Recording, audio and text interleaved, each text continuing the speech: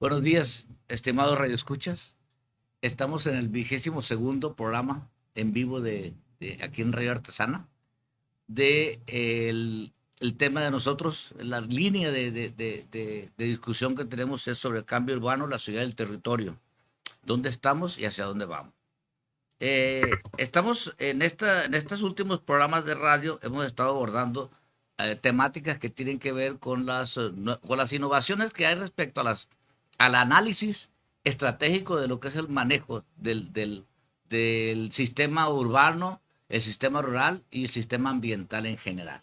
Y eso significa pues que estamos en la idea de aportar algunos lineamientos que se han establecido en los últimos años y que nos permite de alguna manera tener un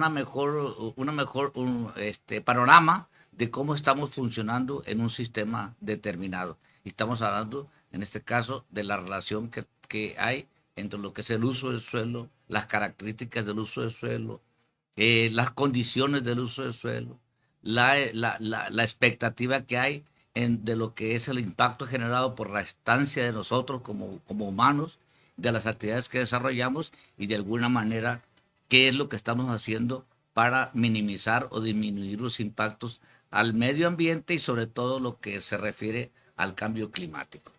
En este sentido abordamos en el programa anterior lo que era la economía circular, como una nueva estrategia, decíamos, un concepto que se maneja a efecto de alcanzar o de ir en la perspectiva del desarrollo sustentable de México y en particular de Sinaloa.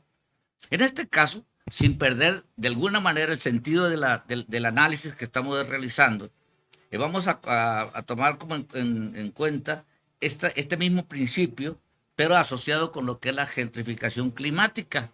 Esta gentrificación climática, que es un concepto recién incorporado, no recién me refiero en tiempos normales de nuestra vida, este, y cuya sentido es la perspectiva desde el patrimonio arquitectónico, la metropolización y la justicia ambiental urbana. Y vamos a considerar esto a nivel general.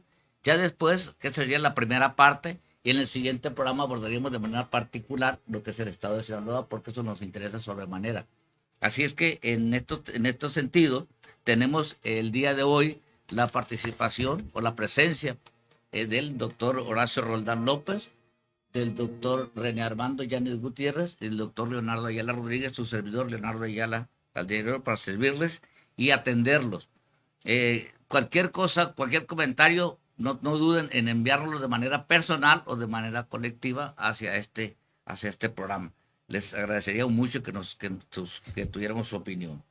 Entonces, para empezar, el tema que estamos hablando sobre la gentrificación climática, tenemos la primera participación correspondiente a cuál es el referente teórico y conceptual de lo que es gentrificación climática. No lo digo en inglés porque lo salgo mal pronunciado, pero es algo como green gentrification. Ahí va. O sea, salió Y, bien. sí, Salió bien. salió bien. What? Y What? obviamente, What? what? ¿Y cuál sería el aporte fundamental de este principio, de este lineamiento de gentrificación climática, de acuerdo con los proponentes de esta línea de investigación, se dice, de estudio del medio ambiente? Adelante, doctor Leonardo Ayala Rodríguez. Muchas gracias por la invitación. Gracias a todos los compañeros de la mesa. Y sí, definitivamente es uno de los problemas que a lo mejor no alcanzamos a visibilizar desde la rutina, ¿no? Sin embargo, es un proceso, la gentrificación climática, a fin de cuentas, escuchamos este proceso de gentrificación, de exclusión de zonas con alguna plusvalía o una alta plusvalía y expulsamos a ciertas personas. Pero no solamente es de la cuestión económica, sino que también este fenómeno de la gentrificación climática también proviene de la gentrificación verde, que es el proceso o este fenómeno socioespacial en el cual todas las inversiones o las mejoras en infraestructura destinada a adaptación, resiliencia, la creación de infraestructura verde, con la búsqueda de tener zonas protegidas o áreas protegidas contra riesgos ambientales, hablemos de inundaciones, hablemos de olas de calor, deslaves que tenemos en algunos sitios. Esto provoca estas invasiones, urbanización del suelo y por consecuencia un desplazamiento de comunidades con bajos ingresos. Es decir, si nosotros al utilizar o básicamente los pilares esenciales de la sustentabilidad influyen en cada uno de ellos, como la economía, la sociedad, el ambiente, incluso la parte cultural de estos fenómenos, la narrativa de que nos indican algunos de los sectores que están utilizando este tipo de términos es que como con estos se están convirtiendo en enverdecer, en embellecer las zonas, se están considerando elementos de exclusión. Entonces, la planificación no tendría que considerar las salvaguardas, como dicen, sociales, genera una paradoja.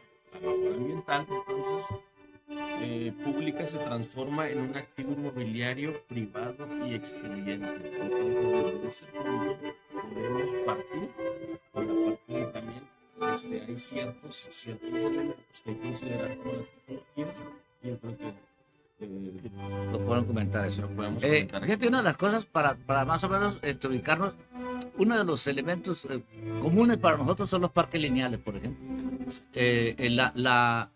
El encauzamiento de arroyos que hacen que la zona que otrora era una zona prácticamente de abandono, De basura. de basura, Concentración de basura, se convierte ahora en una zona que tiene, privilegiada. sí, tiene un alto valor, y este valor los ayuntamientos lo consideran como una inversión que se hace, que tiene que recuperarse a largo plazo, e incrementan los valores catastrales y todo el rollo que hay ahí. Se les exige ya la escrituración de todos, la regularización pues de los terrenos, y obviamente el reporte de qué casa tienen y qué permiso tuvieron para su construcción, cuando estos son zonas que otrora serían prácticamente de la periferia. Entonces, con esto, como la costerita, como el parque, ¿cómo se llama? El Boulevard de los Pobres, los agricultores, que le dicen como el Boulevard de los Pobres, y ejemplos de esos. Y entonces esto hace que el uso del suelo cambie en términos de valores económicos y se incremente, y los que están viviendo ahí no tienen capacidad de pagar con esos incrementos que existen en esa remodelación, que es esa readecuación o esa construcción de área verde, y por lo tanto obligan a que estos se desplacen hacia la periferia. Doctor René, ¿quiere platicar al respecto sobre las tipologías que hay dentro? Sí, vamos a entrar al patrimonio, pero antes quiero hacer un comentario en relación a la ribera del río. La ribera del río está descuidada, pues digamos, finalmente no tiene la atención que debe tener, porque es una maravilla de medio ambiente ahí, es una cosa excepcional, eso no lo vamos a ver en ningún lado. Es más, me parece que tiene cierto nivel de abandono. Tan es así que una hija mía, por el lado de la isla Musala, puede ser Rumbo, tomó una foto a un cocodrilo ahí en la orilla, tomando el sol. Quiere decir que me gustaría que checaran qué está ocurriendo en Miami, ¿no? En Miami hay una plaga de cocodrilos que no hayan qué hacer con ellas, porque los cocodrilos ponen un nido con 20 huevos, ¿no? Y ahí los cuidan, ¿no? Si lo cuida la mamá o el papá, y hasta que nacen, hasta que llegan al agua, los siguen criando. Entonces, si no se atiende ese asunto, al parecer menor, va a ser una plaga terrible y un peligro grandísimo, porque hay mucha gente ahora usando la ribera del río. Yo soy uno de ellos, de los usuarios de la ribera del río en bicicleta, ¿no? Entonces, Pero quiere no se decir, mete al río. no me meto al río, pero sí pasa muy cerca ahí. O sea, es que estos animales salen y pueden caminar por el pasto, Sí, son pues, buenos ¿no? para que son Y- veloces, sí, además, y dan una mordida que no te la puedes quitar con nada. Entonces, pero el asunto es que se va a convertir en una plaga terrible más adelante, y no va a haber no va a ser muy complicado evitarla. Por eso ahorita es el momento de tomar medidas efectivas, ¿no? Para controlar ese asunto, porque tiene que checar entonces lo que está ocurriendo en Miami. Yo le recomiendo eso, ¿no? Bueno, entrando al tema del patrimonio, obviamente la gentrificación, en este caso urbana, en este sentido de las áreas centrales, con conjuntos patrimoniales específicos, con valor histórico y cultural, en cualquier lugar de México, digamos, pues es lo que está ocurriendo también, ¿no? Estos inmuebles históricos, muchos de ellos, pues son ustedes saben que los centros históricos adquieren un gran valor de plusvalía tremendo, ¿no? Yo creo que el metro cuadrado en las áreas centrales, los centros históricos, es lo más caro que puede haber en toda una ciudad, digamos, ¿no? Porque es el centro urbano, pues el centro más importante de la ciudad, digamos, ¿no? Es donde se concentra un montón de actividades así importantes, de servicios, de comercio, de todo.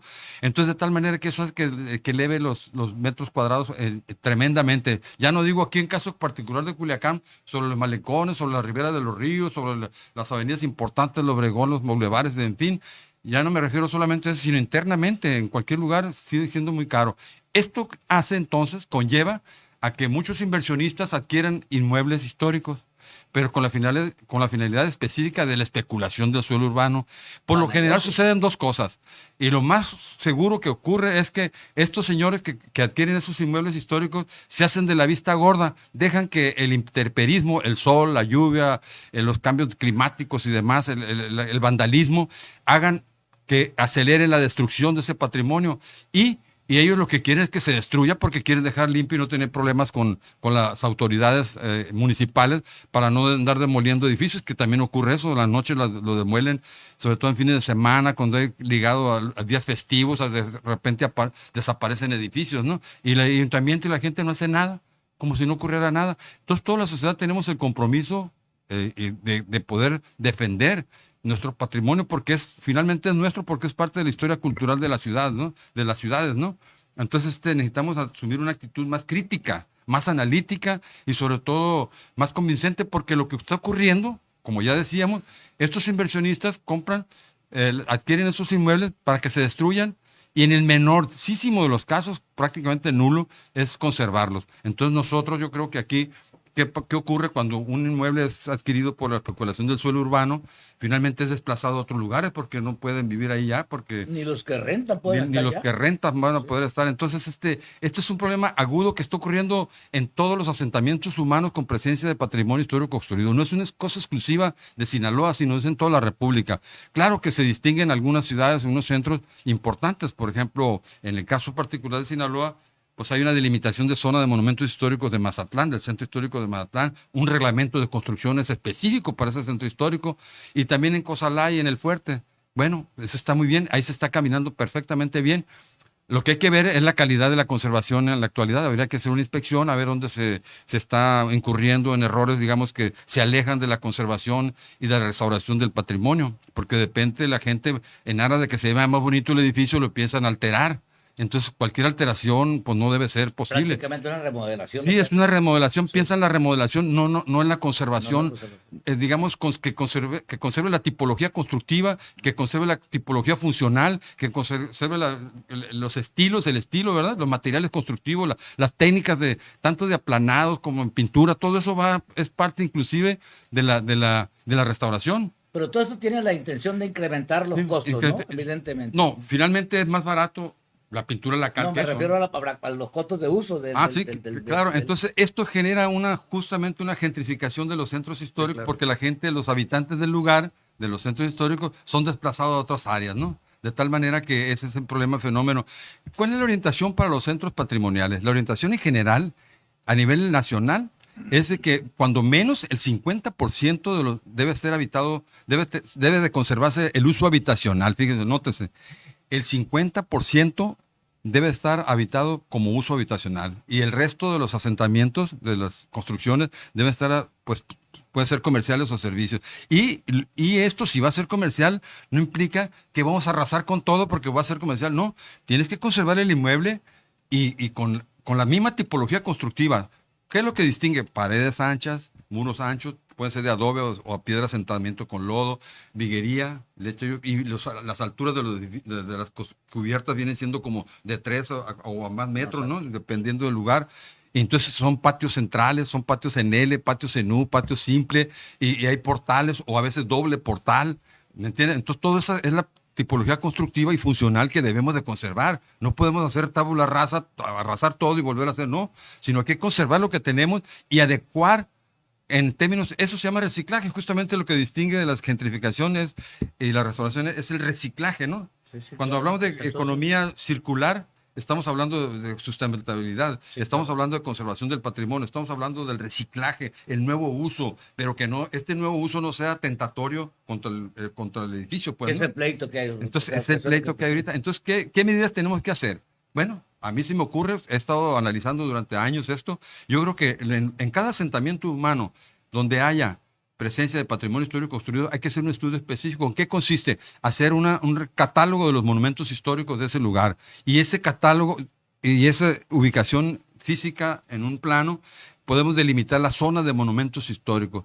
Ese es el punto 2. Y el punto 3 sería hacer un reglamento. No tiene ningún sentido hacer una zona de monumento histórico, hacer un catálogo, si no tenemos un respaldo legal de cómo defender a los inmuebles. Sí, sí. Para eso es el reglamento de construcciones específico para esa zona.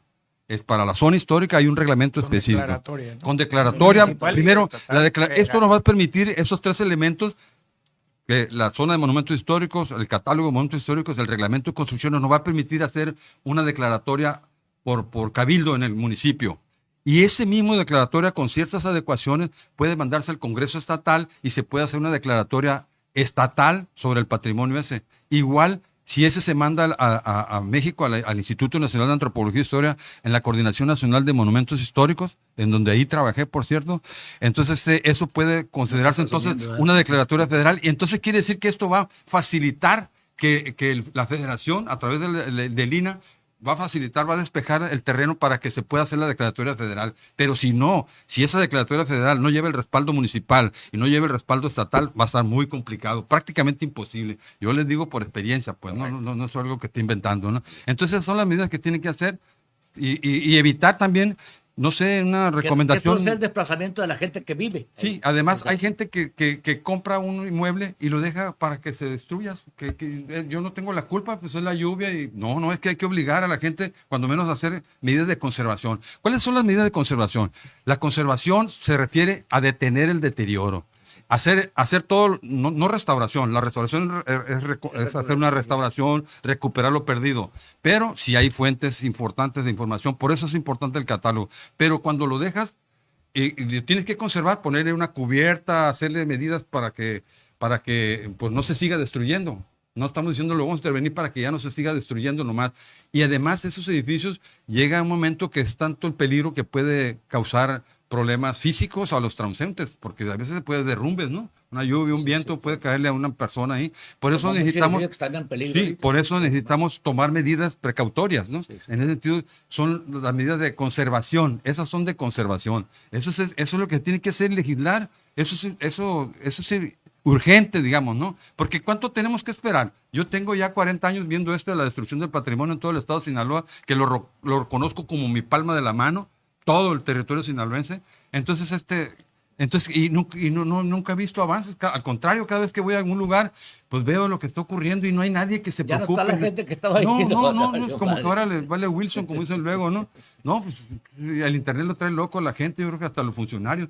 Entonces nadie hace nada. Entonces yo creo que es importante, hablando de reciclaje, hablando de economía circular y de conservación del patrimonio. Y lo que es el factor de resiliencia, que es muy interesante. Así es, sí, pues claro, eso es lo que se trata. Un comentario luego muy ligero. Se dice que en la Ciudad de México están cambiando los nombres de las zonas residenciales para incrementar los costos de la vivienda. Pues sí. Entonces, no solamente es un factor que afecta hasta el domicilio que tienes registrado en el INE, ¿no? En la INE. Entonces, esto está causando un problema, porque hasta Tepito creo que lo quiere cambiar como una zona residencial prácticamente. Tepito Green. Sí, Tepito Green. ¿No? Fíjate que entonces, también... Ese es un fenómeno que está reclamando la gente de la Ciudad de México. Ajá. Porque están cambiando, están dando nuevos nombres. Sí, para darle otro carácter, ¿no? Sí, para incrementar los costos de la vivienda y obviamente la parte de la renta. ¿Sí? Mira, algo muy simple que puede ocurrir de parte de los ayuntamientos en pos de la conservación del patrimonio es, por ejemplo, excluir del impuesto predial a los propietarios que estén conservando el patrimonio y que lo estén manteniendo muy bien, ¿no? Esto se debe exonerar. Otro punto debe ser que la participación de los colegios de arquitectos, colegios de ingenieros puedan tener en su haber, en su SCOT de personal académico ahí. Eso nomás quieren negocio, hombre. No, pero necesitamos, yo creo que se requiere dar también asesoría a esas personas que se les cierra el mundo de qué hacer con el inmueble. Yo creo que requiere una asesoría técnica. Esa debe también facilitarse es la presencia de los colegios. Para eso son los colegios también. No nomás son para ganar dinero, sino para servir a la conservación del patrimonio. Eso es lo que debe ocurrir. Es una orientación para todos los colegios. Entonces, lo que estamos comentando Esperemos aquí. que nos hagan caso, creo. Te van a sacar del colegio. Me van a correr porque del yo colegio pertenezco al colegio de Sinaloa, ¿no? El colegio de arquitectos de Sinaloa. Del cual fue presidente. ¿Vale? ¿Cuál fue También presidente? también. O sea que tiene mucho que decir también a ti. A mí me van a jalar las orejas, yo creo. Doctor Horacio Roldán, por favor. Bueno, hay una cosa muy definitivamente coyuntural, ¿no? O sea, que toca en este momento y que es el clima, o sea, el ambiente, considerarlo. Resulta que la ciudad primero es un invento del hombre y la ciudad capitalista, lo que significa gentrificación, significa movilidad de la gente, ya sea por expulsión, ya sea por negocio. Uno compra una casa y para después venderla y seguir.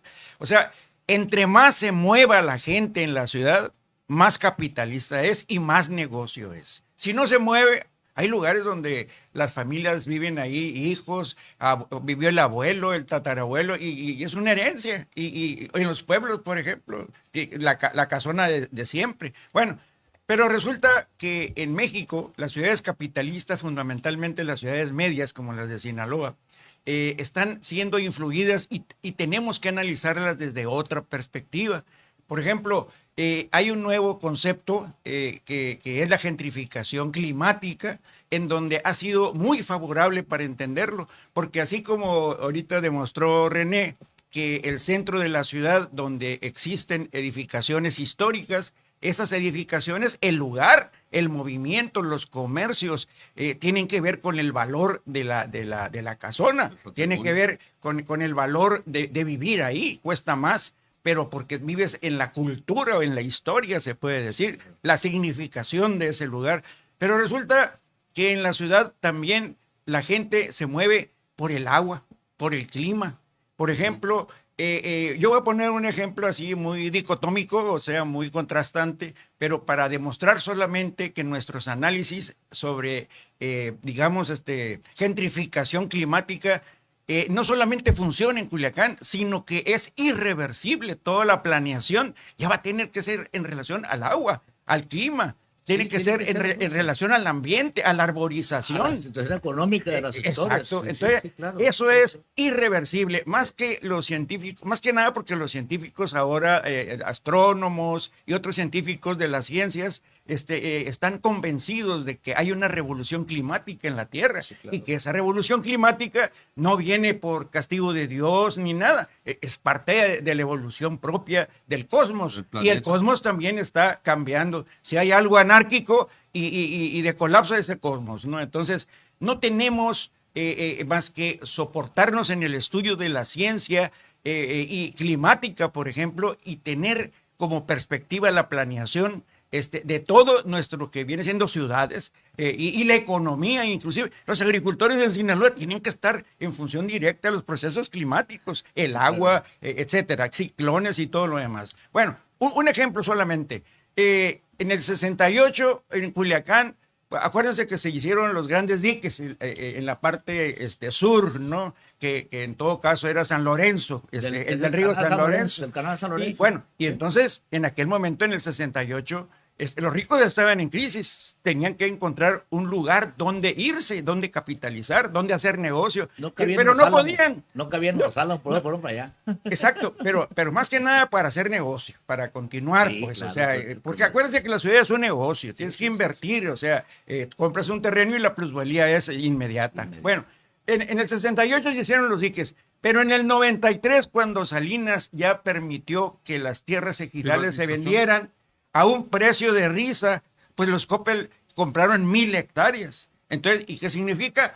¿En dónde las compraron? En el dique. O sea, no son tontos los ricos. Primero, antes que todo, la esencia central del dinero, del valor en una ciudad es el agua. Donde está el agua y donde está el clima. ¿Qué significa? Y eso es el Los futuro de las árboles. guerras, de las próximas guerras va a ser por el agua. ¿Y eso qué Exacto. significó? Pues significó el aumento de lo que se llama la planeación territorial aumentó, da por hecho, aumenta los costos No, de las los parcelas. los COPEL demostraron ahora que que la compraron, planeación sí. oficial, tanto del municipio Es un como del negociazo. Estado, Sí, no sí. vale nada. O sea, no sé, todo se modificó en función, porque los COPEL entonces se apropiaron del agua en la parte sur La de parte Culiacán. sur, claro. ¿Y qué hicieron? Para la primavera. Toda la ciudad urbano. creció para allá. Sí.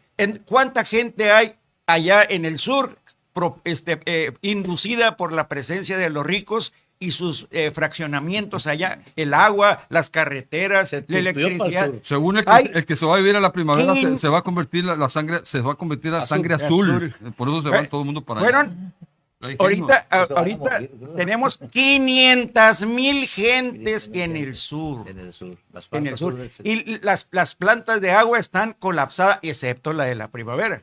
El que la están en clima. reparación, por cierto, ahorita, ¿eh? No Exacto. tienen agua usted. ¿No tiene Bueno, agua? pero la primavera siempre tiene agua. Ah, bueno, la primavera sí. primero. Ahora, pero lo que viene siendo auxiliares ahí. alturas del sur, en el suroriente, y lo que es Barrancos, en el Ajá. surponiente, Ajá. pues pobrecito, o sea, eso se estornuda José Juan y se les va el agua, ¿no? No, deja eso. Para el 2050, la extorsión por el agua va a ser una premisa de no hacerse en aquel lado, según los especialistas ambientales, tienen que hacerse lagos, así como la primavera Ajá, tiene pero el para dique. el agua potable, ¿no? No, lagos para el ambiente, bajarle, Sí, porque sí, no. ahorita, fíjense bien, alturas del sur anda en 41 a 45 grados de clima, la primavera 30, 37. Claro.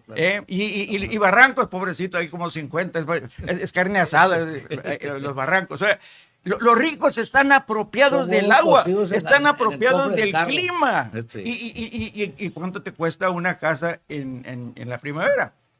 La mínima te cuesta 12 millones de pesos, ¿no? O sea, con pedigrí, todo ya investigando, Están los etcétera. de lotes en O sea, fraccionamientos de 1.200.000, 1.500.000 el lote, exactamente. el lote nada Entonces, vimos cómo en el 93 Vaya para empieza, ¿y esto cómo? Por colaboración directa del gobierno municipal. Sí, claro. ¿Quién dio Tiene que permiso? autorizar. Y les dio permiso a los ricos, a la primavera les dio permiso del agua. Sí, O sea, claro. se apropiaron del agua. ¿Pagan impuesto predial? No, todavía no. Bueno, el perímetro urbano llega allá. Una pues. cosa es urbano y otra cosa es rural. Ellos sí que pagan rural, Fíjate, urbano hasta no. por ahí, Y son hasta por 1,000 ahí. hectáreas. Claro, sí. Bueno, ahora, ¿qué significa esto? Ahora, Ellos controlan la planeación. hay Entonces. 20,000 gentes en alturas del sur, o sea, 20,000 personas y su nivel promedio. Esa sí es la perrada. Esa es perrada. Esa sí ladra. Y además son jóvenes. Son jóvenes, Son también jóvenes. partan Entonces, jóvenes.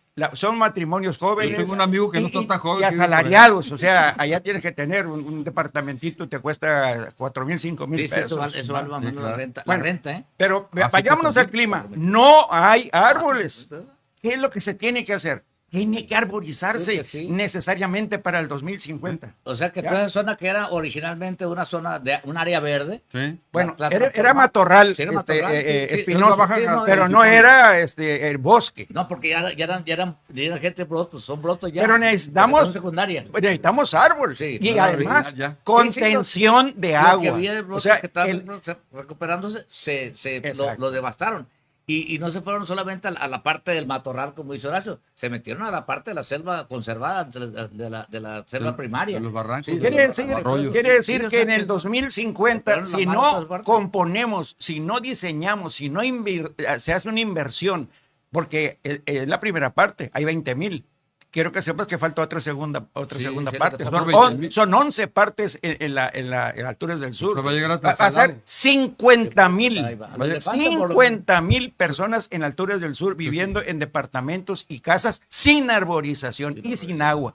Y viene en el 2050 entonces la extorsión por el agua. ¿Qué significa la extorsión por el agua? Que van a ir pipas, Se van a pelear. van a tener que comprarla, eso se llama extorsión, ¿no? O sea, no va a tener capacidad los pozos del San Lorenzo, porque los ricos se apropiaron del agua, así de sencillo, y para que la suelten. Eso en contubernio de la Comisión Nacional del Agua, y además es lo más vergonzoso que ha tenido la Comisión Nacional del Agua de Darle- entregarle entregarle en las ciudades la concesión. las concesiones de agua a los fraccionamientos de ricos, Sí, sí. porque están entregando prácticamente oro molido, porque el agua va a ser motivo de guerra, pero va a ser motivo de extorsión al 2050, si no se toman las previsiones en este momento. Entonces, ¿qué significa? Más que el funcionamiento en una ciudad de procesos de recuperación, restauración, debe haber recuperación ambiental para disminuir procesos climáticos relacionados con el calor, los vientos, etcétera. Y lo más ahorita vulnerable es la parte sur, provocada precisamente por los asentamientos de los ricos en la primavera, que colapsa, pero también es una inversión de ricos. O sea, los Ley prácticamente van a desarrollar 11 etapas en la parte del sur poniente. Entonces, Barrancos no tiene solución. Barranco no tiene ni dónde hacer una laguna. Arranca nada? Barranco no tiene solución. Y ahora Hay muchos arroyos. el municipio. Hay muchos barrancos, arroyos. Digo, no va a haber un lago, pero tramos cortos, lineales, sí puede haber Sí, diques. pero están invadidos por locos. Pero No, pero la se puede hacer una densidad, regeneración. la densidad de población. Bueno, lo que va a hacer ahí es la Sí, gente hay mucho barranco que expulsa, puede hacer vende. cuerpos de agua, La gente mucho. vende y va a comprar a otro lugar, a donde se Sí, es el supone problema, pues, que lo que le Aguaruto. inviertas ahí va a aumentar la plusvalía de los terrenos. y las Entonces, casas. se Ese- puede decir, la emigración de la gente de la ciudad hacia el campo no solamente es por la expulsión económica, es precisamente por las condiciones más vulnerables que hay en clima. Imagínense, el 10 tiene un riesgo tremendo, Sí, o sea, claro. se desboca, pasa los niveles, el dique en la primavera, los diques, y todo el agua arrasan con Toda la parte pueblo baja. el pueblo, que ya ha habido Doctor. varias circunstancias. Entonces, un poquito como conclusión, no solamente la gentrificación es un proceso económico. Los marxistas antes, todo el siglo pasado, lo estructuraban para explicar la ciudad, pero las condiciones ambientales, el cambio de paradigma en la astronomía con la mecánica cuántica y fundamentalmente con los nuevos estudios sobre el funcionamiento del cosmos, implicó necesariamente una visión ambiental, climática. Distinta. Precisamente tomando en ese referente del doctor Horacio, le vamos a comentar al doctor Leonardo que nos hable sobre la cuestión esta del análisis de la dimensión que tiene que ver precisamente con el ambiente y la infraestructura verde, que es una cuestión importante que lo acabas de tocar tú muy también de alguna manera, René, y que parece importante puntualizar algunas cosas al respecto. Sí, definitivamente estoy de acuerdo con muchas de las cuestiones, hasta me dejó con el ojo cuadrado la mecánica cuántica y del doctor Horacio y todas Para que veas cómo se las gasta. que maneja. las disciplinas, sí. Cada vez O me sea, que sorprende- mete cada vez de me todo, sorprende más. mete de todo. Se le dio enterito la obra de Anthony Hopkins, ¿no? Entonces, Hasta el Panchito se quedó mortificado, ya me va a ganar este compa. va a decir. Un mundo nos vigila. exactamente, pero definitivamente estas luchas que manejamos teóricamente o como que algo que va a venir o estas crisis hídricas que existe, que bueno, que estamos pensando que estamos encima de ellas o casi ya las estamos viviendo. Esta lucha por recursos, esta lucha por espacios ya está ocurriendo. Definitivamente los países como Estados Unidos ya está en donde existen los acuíferos más grandes como en Brasil, ya tienen sus bases militares protegiendo de alguna forma, como haciendo perro muerto cuando decíamos Ajá. vigilando ciertos recursos de interés. Entonces, Sí, claro. estas cuestiones y ese proceso de migración climática, ya tenemos hace por lo menos 10 o 15 años refugiados climáticos, personas que buscan oportunidades y más allá de decir, estar huyendo de un clima atroz o muy extremo, estás también buscando porque está relacionado directamente con las oportunidades laborales de vivienda y expectativa de vida, ¿no? Entonces, quiere decir que... El mismo Helio Moss Exactamente. ha adquirido miles y miles de acres en Estados Unidos como inversión. Exacto. Y uno de los, todavía se decía por ahí, había un dato que todavía Estados Unidos, en este sentido, que es un referente, todavía contaba con incluso más territorios salvajes que África incluso, ¿no? ¿Por qué? Porque estás cuidando lo que tú tienes, estás utilizando de alguna Explotaba a forma, los otros países para exacto. mantenerlo de ellos, que en realidad son... Entonces, de alguna forma se está llevando a cabo y algunos movimientos o algunas tipologías de esta gentrificación climática que se puede escuchar de alguna forma rimbombante, pero está sucediendo en la realidad. Como comentaba, ¿qué van a hacer las personas o qué vamos a hacer nosotros si estamos en un lugar? Pues obviamente en una zona de riesgo, pues también nos vamos a ir a una zona Más segura. más segura, O más cómoda. alta, que tenga una capacidad o una infraestructura ante estos fenómenos y una seguridad hídrica. Y el mejor confort, pues, ¿no? Sí, Exacto. confort, sí. Una seguridad hídrica, es decir, porque nosotros estamos, el factor limitante de crecimiento, elementos generadores de formas, estamos viendo el ambiente y una limitante definitiva es el agua. Entonces nos estamos enfrentando a eso y la cantidad de este recurso y la calidad, por supuesto, de qué nos está llegando de este recurso y las formas en que lo estamos utilizando todo este ciclo y todas las actividades han sido más, de alguna forma han sido cada vez son más complejas, los elementos o la forma en que modificamos la manufactura de productos es más compleja y es más difícil obtener estos recursos o regresar estos recursos al sistema natural. Y este proceso de la gentrificación pues ha generado que nosotros dotamos de ciertas infraestructuras y la gente busca estos refugios, que hablan de algo de tipología, donde se hacen inversiones públicas o privadas de obras de mitigación, como canales, pues tienen un efecto en la especulación, un aumento. Directo. Y Eso definitivamente el patrimonio, pues compramos edificios, los hacemos hoteles boutique, les ponemos una etiqueta de que son verdes, elevamos, ¿no? Claro. Entonces, La especulación. Pues. y claro. y en este sentido, estamos dejando fuera, o algunas empresas como hacen casas de desinterés social, ¿no? Como decimos. ¿Y de exclusión? Sí. Entonces, si estos proyectos no Son consideran esta excluyentes, cuestión social, que en la teoría se puede escuchar muy,